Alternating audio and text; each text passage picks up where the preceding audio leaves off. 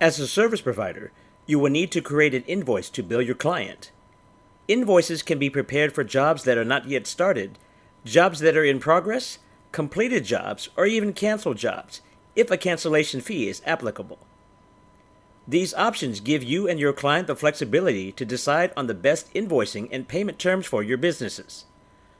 Once you've sent the invoice to your client, the client will be able to pay via credit or debit card. The payment will be routed to your connected payment gateway. Please keep in mind that you must be connected to a payment gateway in order to receive payments via checklist invoices. To create an invoice, click Invoices on the left navigation bar. Then navigate to the top right and click Create Invoice.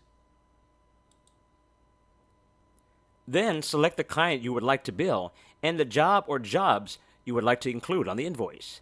You may select multiple jobs for the same client. Selected jobs must have the same currency. Then click Create. You'll first want to review your invoice details. You can set the issued and due dates. If necessary, add additional charges using the Add Line Item button. You can create a new text template by clicking Edit Text Template. Select your payment gateway from the Select Payment Gateway dropdown.